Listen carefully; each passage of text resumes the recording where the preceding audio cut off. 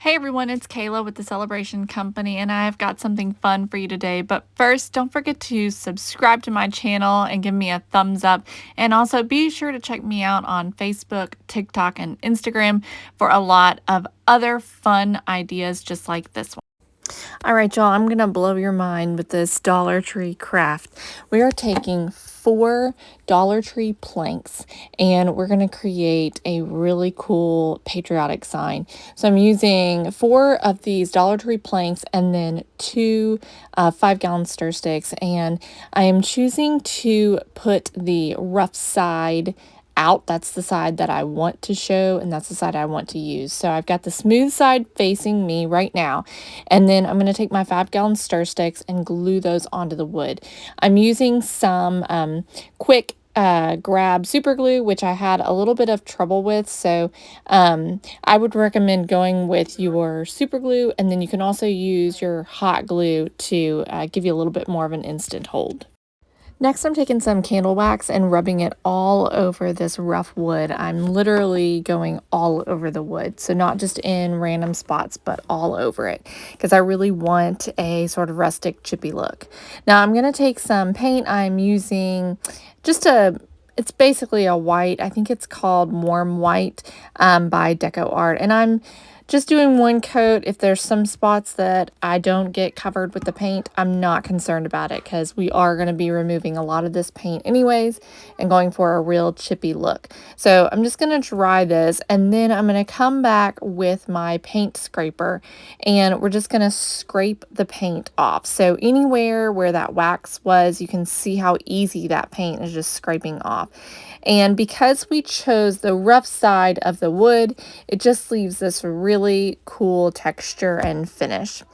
Now here I was really struggling a lot with getting these to hold. So I did try to staple and that didn't work either. So I ended up just doing some more hot glue and I was able to get them to hold.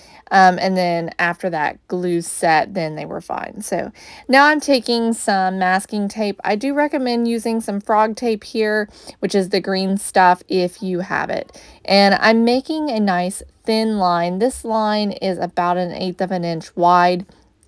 And I'm making sure to put a coat of Mod Podge down after I get my tape down, and that's going to help to seal the edges of the tape so that we don't get too much bleeding.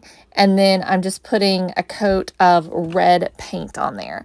Now I'm going to dry those 2 stripes, and then we're going to go in with another stripe. This time I'm making my stripe about 1/2 inch wide, and I'm leaving about 1/8 of an inch gap in between the 2 stripes. So we're doing the same thing, Mod Podge to seal the edges, and then we're going to go in with our paint. Now, if you want to be really super careful and make sure that you don't have any bleeding, then I would do 2 coats of Mod Podge, especially with this wood being as rough as it is. The extra Mod Podge does help a lot. So with this one, because I did a wider stripe, I decided to do 2 coats of red paint. Now we're going to do our last stripe, and I'm doing this one again 1/8 of an inch above that second one we did, and the stripe is about 1/8 of an inch wide. And I'm doing this process on the top and the bottom, so we're doing the same thing on the very top and the bottom, and this is just going to create a really cool kind of a ticking stripe, sort of a country look. Now we're going to go in and create a 4. So I'm going to slow it down a little bit so I can explain this a little better. So I started by making my one line on the right side.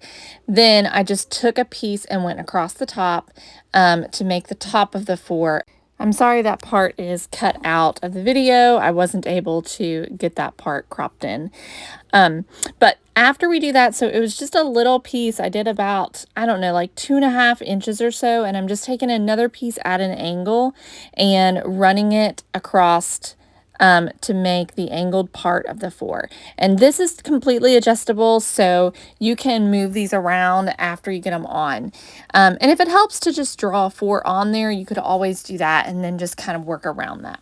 So after I've done that angled portion, I'm going to put another straight piece on, and I'm trying to make sure that I'm spacing it equally in the middle of the board. So you can see that I've got about the same width on each side of the tape that's going vertically on the left and the right side. Now I'm making the bottom portion here, and I'm trying to do the same thing. I'm matching the top to the bottom so that we're able to make sure that they are equally spaced and that it's in the middle. So we'll take another piece, and now we're going to go up with this piece. Or I'm sorry, we're going to go horizontal with this piece and create that bottom part there. And again, this is all, you can adjust all of this, just kind of play with it and see what looks good. Okay, so now we've got the sort of the tail of the 4 here, okay? So now what you can do is take a knife and a straight ruler. I'm going to use a metal ruler from the Dollar Tree.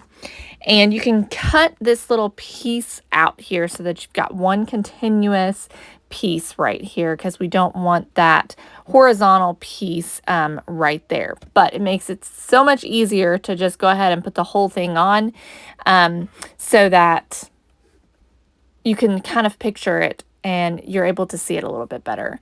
So now we need to make that middle portion. So we're just going to take 3 different pieces of tape, angling them on. Keep in mind that the outside of that tape is where your 4 is going to be. So you want to make sure your spacing is right for the outside of the tape, okay? And you're trying to kind of match the same widths all the way around, okay? So we're just doing 3 different pieces. Now we'll do one on the bottom. This one's going to be going parallel with those bottom pieces. All right, so after I get it all on, I just kind of take a look at it. I went ahead and cut the excess. You can see where all of those pieces of tape are kind of intersecting. We're just going to lay our knife down, or our ruler down, and cut off those pieces so that we can just have that nice little middle portion of our 4. So that's super quick, very easy to do.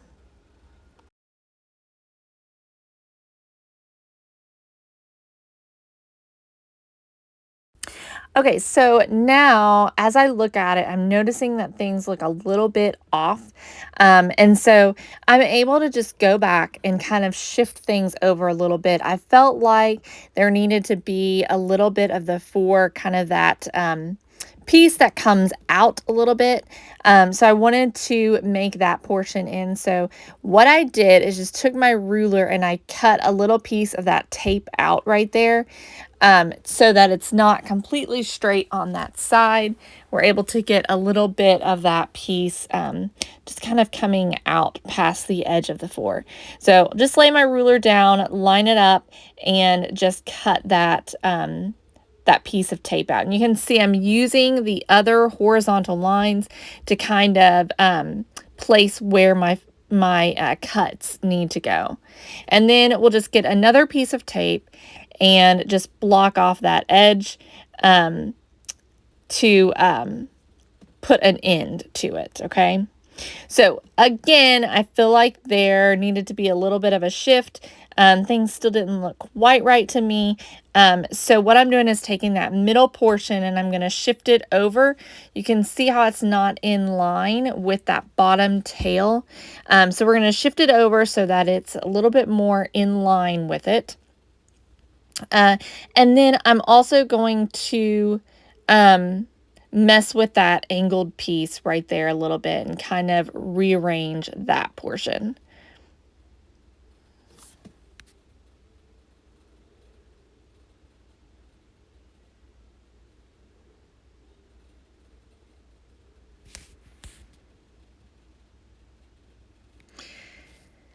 And then your 4 is complete and ready to go. And you can see it's really easy to just pull pieces up and rearrange so that you can get it exactly the way that you want it. So after you have your 4 on, all we're going to do is come in with our Mod Podge to seal the edges of the tape. So for this, I decided to do 2 coats of Mod Podge to make sure everything was really nicely sealed up. I did not want any paint to bleed through, especially since I was doing much larger surface than the little stripes. So I just went over all of my tape really well with my fingers, just press it down, and then I did 2 coats of Mod Podge. Now, as I'm drying this and it starts to kind of dry and get to where it's not tacky, I'll go over it with my fingers to just kind of press that tape down and make sure everything is really stuck to the surface. So you can do that while it's still warm. The Mod Podge is still activated while it's still a little bit warm, and things will really stick. So then you can just go in with your paint. I decided to do 3 coats of paint here. After 2, it still wasn't completely opaque, so I ended up doing 3. All right, after you get everything painted, it's time to start taking off your tape. Now, I did have a little bit of peeling, so I ended up just using my knife and I cut just at the very edge of that tape to remove the tape. And that gave me a really nice sharp edge, no bleeding and no peeling. So just went over it again, make sure things are really good and dry, and then I'm just going to distress it. And I'm trying to make sure I stay right on that red and not just kind of going over the entire surface, because the red may kind of stain that white a little bit. So I chose to just keep it just on the 4.